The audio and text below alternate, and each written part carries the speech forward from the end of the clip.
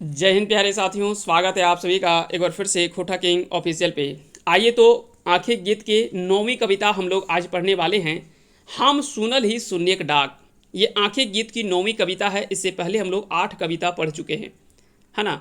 और इसके साथ में एक मौनी फूल पूरे कविता संग्रह को हम लोगों ने पढ़ा है। खोटा काठे पैदे खंडी, ये दोनों कविता संग्रह को हम लोगों ने कंप्लीटली थ्योरी सेशन पूरा पढ़ लिया है। उसका एमसीक्यू भी हम लोग देख चुके हैं।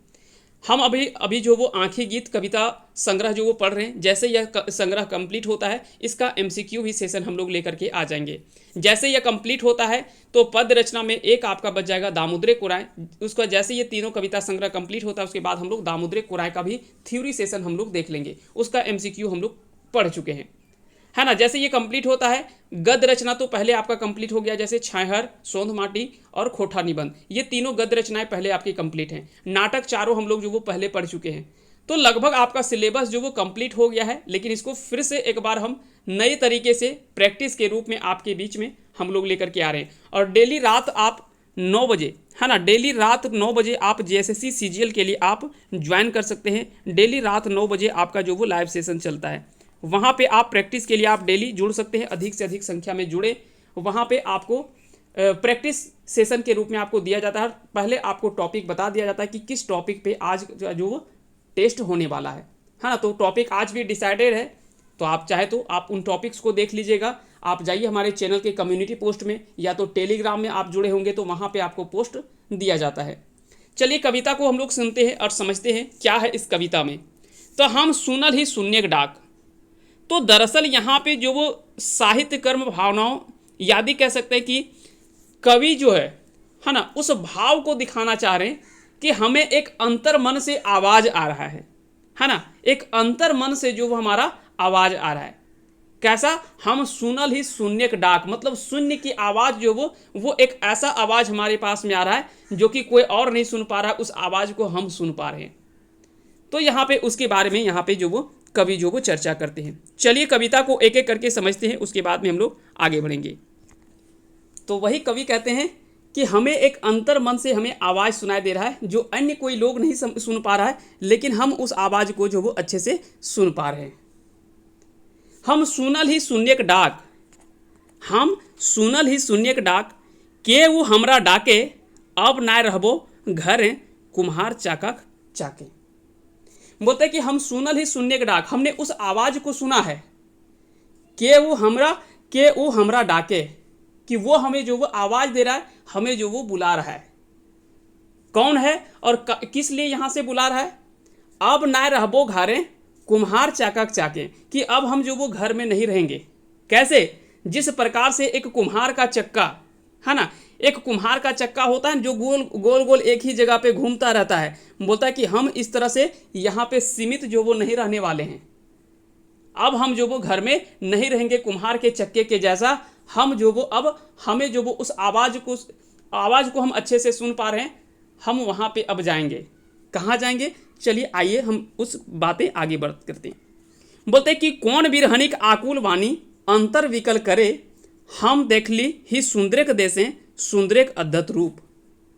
बोलते कि कौन बिरहनिक आकुल वाणी, कि कौन बिरहनी है जिसका वाणी को सुन करके, है ना, जिसके वाणी को सुन करके हमारे अंतर विकल हो रहा है, यानी अंदर से जो वो हमें वह पीड़ा और अंदर से वो बेचैनी आ रहा है कि हम वहाँ पे जाएं। हमें जो वो एक आवाज़ सुनाई दे रहा है ना। उस जगह पे हम जाने के लिए इच्छुक हैं और हमें वहाँ जाने की जल्दी है।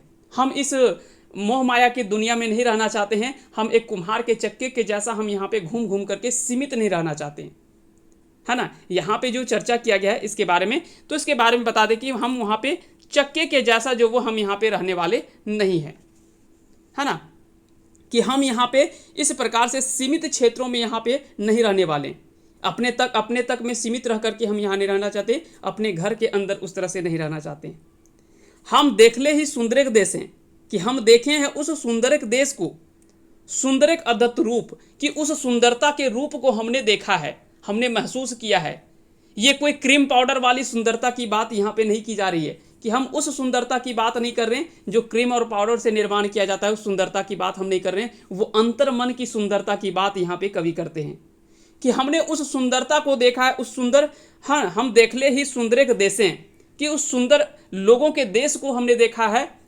हम देखले ही सुंदर एक अद्भुत रूप के, और उस सुंदर व्यक्तियों के रूप को हमने देखा है, उस सुंदर नारी के रूप को हमने देखा है। यहाँ पे केवल नारी शब्द का ही प्रयोग हम यहाँ पे नहीं कर सकते। सुंदरता केवल जरूरी नहीं कि नर और नारी के बीच में केवल यही सुंदरता हो सकता है, सुंदरता और भी है। देश प्रेम की सुंदरता हो सकता है, और भी एक दूसरे के इच्छा के प्रति कह सकते हैं कि सुंदरता हो सकता है, एक दूसरे के प्रति समर्पण का भाव हो सकता है, एक दूसरे के सहयोग का वो सुंदरता का भाव हो सकता है। कई तरीके की सुंदरता देखी जा सकती है ना। क्योंकि केवल लोगों के दिमाग में बैठा हुआ कि सुंदर मतलब वही हो गया, अच्छा दिखने में लग रहा है तो उसी को हम लोग सुंदरता कहते हैं। नहीं, सुंदरता का और भी कई पर्याय हैं, है ना। उन शब्दों को भी आपको, उन चीज़ों को आपको ध्यान रखना चाहिए। तो वही बोलते हैं कि हम देखले ही सुंदरेक देशें, सुंदरेक अद्भुत रूप, इंद्रासनिक आसन जहाँ, कि जहाँ पे इंद्रासनिक आसन, जहाँ जहाँ लोग बोलते हैं कि ये स्वर्ग है, ये नर्क है। ताड़ ऐसन ठूठ, कि हम देखें उस इंद्रासन की उस जगह को, जो ऐसा लग रहा है जैसे जो वो ताड़, एक तो ताड़ का वृक्ष है जहाँ पे कम छाया है। एक तो पहला क्या, ताड़ का वृक्ष है यानी वो कम छाया है, और वो भी क्या है, वो भी ताड़ गाछ जो वो ठूठ है। यानी मान लेते हैं कि एक तो ये ताड़ का वृक्ष है, लंबा तो एक होता ही है, और यहाँ पे कुछ कुछ पत्ती जो होता है, ये पत्ती भी मान लेते हैं कि यहाँ कटा हुआ है। ये किस रूप में है, ये इस रूप में जो वो यहाँ पे है, यहाँ पे टूट करके ये गिर गया है ना। ये ताड़ का पेड़ जो वो कुछ इस प्रकार से टूट करके यहाँ पे गिर गया है। यानी कह सकते हैं कि ये ठूठ यहाँ पे वृक्ष केवल बचा हुआ है। तो वही बोलते हैं कि हम देखल ही, है ना, कि हम देखल ही वो इंद्रासनिक उस जगह के ताड़ ऐसन ठूठ है। सदा नतुन फागुन जहाँ रसे कोकिल कूके, लोरायल आँखी एकटक केवू हमरा डाके। यहाँ पे बोलते हैं कि उस जगह को हमने देखा है ना, उस जगह को हमने देखा है, इंद्रासिक आसन जहाँ सुंदरेक ठाव छाव है, मगर ऊ तो ताड़ ऐसन ठूठ गाछ है। कि हम उस मोह माया, उस सुंदरता के पास हम नहीं जाना चाहते, हम तो ऐसा जगह जाना चाहते हैं जहाँ पे कैसा मन एक सुख शांति और संतुष्टि के जगह पे, हम ऐसा जगह जाना चाहते हैं जहाँ पे धरती फागुन माह से ठूठ गाछों में पात आए जाए। कि हम ऐसे जगह पे बात कर रहे हैं जहाँ पे हमेशा जो फागुन महीने का जो ऋतु का जो वहाँ पे वर्णन करते हैं कवि, और बोलते हैं कि हम उस जगह की बात करते हैं जहाँ फागुन का महीना हमेशा चलता रहता है, जहाँ पे ठूठ वृक्ष यानी जिसमें पत्ते नहीं रहते हैं, उस समय वहाँ पे उसमें भी पत्ते जो वो लग जाते हैं, है ना। वहाँ पे जो वो पत्ते जो वो आ जाते हैं, फूल आ जाते हैं, और वातावरण जो वो पूरा वहाँ का सुहावन लगता है, काफ़ी मनोरम दृश्य वहाँ का देखने को मिलता है। ओहे कवि खातिर लोरायल आँख से एकदम नज़र से हमरा डाक रहा है। तो कवि बोलते हैं कि लोरायल आँखी एकटक, मतलब एक नज़र से केवू हमरा डाके, की आँख, लोरायल आँख से मतलब आंसू भरे आँखों से हमें जो वो एक नज़र में हमको जो वो बुला रहे हैं, हम उस जगह पे जाना चाहते हैं। कवि की लेखन शैली की गहराई को आप समझ सकते हैं कि कितनी गहराइयों के साथ में इस कविता को जो वो लिखा गया है। कविता तो काफ़ी छोटे छोटे हैं, लेकिन जब आप उसको भाव के साथ में समझते हैं तो काफ़ी कुछ आपको सीखने को मिलता है पाणिनि जी की कविताओं में। इस प्रकार से अगर देखा जाए, यह एक रहस्यवादी भाव की छायावादी भाव, है ना, कह सकते हैं कि रहस्यवादी भाव में ही एक छायावादी भाव की कविता है। यहाँ पे चर्चा तो मूल रूप से जो वो रहस्यवादी के रूप में किया गया है, क्योंकि एक रहस्य, ऐसी रहस्य के बारे में बात करते हैं। अब मान लेते हैं कि यहाँ पे बोलते हैं कि शून्यक डाक मतलब यहाँ पे किसका प्रतीक बताया गया है, तो यहाँ पे एक अज्ञात दिशा का यहाँ पे वर्णन किया गया है, जहाँ का कोई रास्ता नहीं पता है, लेकिन बोलते हैं कि अंतर मन से हमें वो आवाज़ आ रहा है, हमें वो दृश्य समझ में आ रहा है, जहाँ से हमें जो वो बुलाहट आ रहा है, और उस मनोरम दृश्य को हमने देखा है, जहाँ पे यहाँ के मोह माया जैसे जंजाल से हम यहाँ पे फंसना नहीं चाहते हैं। हम एक अलग दुनिया में जाना चाहते हैं, जहाँ पे हमें हमेशा जो वो उस सुंदरता को हमने देखा है। यहाँ पे कोई यहाँ की सुंदरता के बारे में वर्णन नहीं करते हैं, कहते हैं कि हमें जो वो यहाँ की सुंदरता नहीं चाहिए, हमें वो सुंदरता वाले सुंदर एक देश में हमको जाना है, जहाँ पे वहाँ का सुंदरता जो वो बिल्कुल अलग है ना। तो उसके बारे में यहाँ पे जो वो कवि जो वो यहाँ पे बोलते हैं।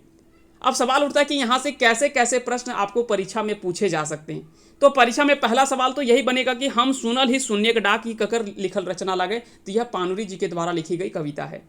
किस पुस्तक में छपी हुई है, यानी कौन किताबें छपल है या उखरबल है? तो आंखी गीत किताबें छपल है। ठीक है, और सवाल क्या बन सकता है? कुछ कुछ शब्दावली से प्रश्न बन सकते हैं, जैसे हम सुनल ही शून्यक डाक, यहाँ पे शून्यक डाक ककर प्रतीक लागे, ऐसा प्रश्न बनाया जा सकता है।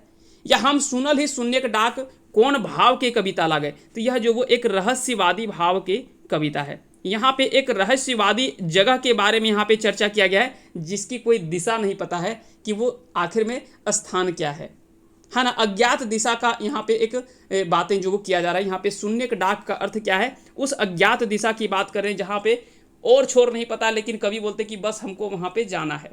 हमको नहीं पता कि उसका अंत कहाँ है और मध्य कहाँ है, लेकिन हमको बस वहाँ पे जाना है। हमको इस कुम्हार के चक्के के जैसा यहाँ पे अपना सीमित क्षेत्रों में यहाँ पे नहीं रहना है। यहाँ के मोह माया में हमको फंस करके नहीं रहना है। यहाँ पे जो एक बोलते हैं कि तुम जन्नत में जाओगे, तुम स्वर्ग में जाओगे, तुम नर्क में जाओगे, तुम जहन्नुम में जाओगे, हमको उन मोह माया में नहीं पड़ना है। हमको जो वो एक अंतर मन से जो आवाज़ आ रहा है, हमें जो वो बस वहाँ जाना है ना। तो यहाँ पे कवि जो वो इनकी चर्चा जो वो किए हैं।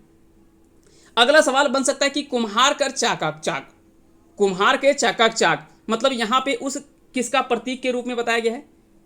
यहाँ बोलते हैं कि कुम्हार चकक चाके, कि हम ना रहबो घरे, आर ना रहबो घरे, कुम्हार चकक चाके। मतलब हमको अब सीमित क्षेत्र में जो वो नहीं रहना है, अपने तक सीमित हो करके नहीं रहना है, अपने घर में ही नहीं रहना है ना। तो यहाँ पे इसका वर्णन जो वो किया गया है। इंद्रासनिक आसन, यहाँ पे इंद्रासनिक आसन का शब्द का जो प्रयोग किया गया वो किस रूप में किया गया है? तो बोलते हैं कि वो स्वर्गिक सुख जो हमको कहते हैं कि जो स्वर्गिक सुख मिलने वाला है, कि तुम ऐसे करोगे तो स्वर्ग में तुमको सुख मिलेगा, ऐसे होगा। हमको वो स्वर्गिक सुख नहीं चाहिए, हमें ऐसा जगह चाहिए जहाँ पे हमें अंतर मन से हमें शांति मिले, अंतर मन से हमें जो वो शुद्धि और वो एहसास हो कि आज हम जो वो कुछ कर रहे हैं वो अच्छा कर रहे हैं। आज मान लेते हैं कि हम किसी की अच्छाई करने के लिए हमको खुद नहीं पता कि हम किस ओर जा रहे हैं और हम क्या कर रहे हैं। तो वैसी मोह माया वाली दुनिया हमें नहीं चाहिए। हमको स्वर्गिक सुख वाला वो दुनिया नहीं चाहिए। हमें तो वैसा स्थान चाहिए जहाँ पे हमें आत्मा से अंदर से जो वो अंतर मन से हमें वो खुशी मिलना चाहिए। हमें उस जगह पे जाना है। हम सुनल ही शून्यक डाक कविता में फागुन कर अनुभव कवि यहाँ पे जो वो किस रूप में किए हैं है ना। हम सुनल ही शून्यक डाक इस कविता में यहाँ पे कवि जो फागुन महीने के अनुभव को जो वर्णन किए हैं वो कवि के मन का कवित्व भाव को जगाने का प्रयास किया गया है। साथ ही साथ में फागुन की सुंदरता को है ना चारों तरफ से दिखाने का प्रयास किया गया कि उस समय का जो सुंदरता होता है उसके बारे में वर्णन किया है। कवि के मन कर लोरायल आंखी डाक रहले, मतलब यहाँ पे क्या है कि कवि को जो वो आंखों में आंसू रूप में और वो जो वो कवि को बुला रहे हैं, इन सारी चीज़ों का वर्णन जो वो इस कविता में किया गया है। तो उम्मीद करते हैं कि ये सारी चीज़ें आपने अच्छे से समझ लिया है। अगर यहाँ से किसी तरह के प्रश्न आपसे पूछे जाते हैं तो आप आसानी से उन सारे प्रश्नों के जवाब आप दे पाएंगे, है ना।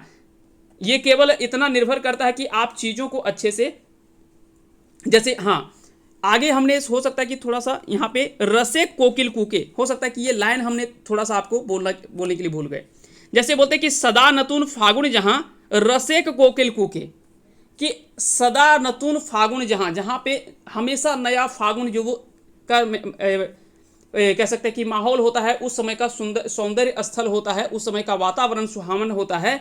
रसेक कोकिल कूके, जहाँ पे भाव के साथ में रस के साथ में कोकिल कूके मतलब कोयल की आवाज़, हमें जो वो मधुर आवाज़ सुनाई देती है हमेशा, है ना। और रस के साथ में यानी कह सकते हैं कि भाव के साथ में, सुंदर भाव के साथ में जो मधुर आवाज़ होता है उस आवाज़ को हमने सुना है। अब लोरायल आँखी एक टक वो हमरा डाके, कि लोरायल आँखी एक टक मतलब एकदम एक साथ में लगातार। अब जब आप आँख खोल करके एक टक मतलब लगातार नज़रों को बिना आँख के कह सकते हैं कि उसको मटकाए, आँख को मटकाए, जो आप जब किसी को लगातार देखते रहते हैं उसी को बोलते हैं एक टक।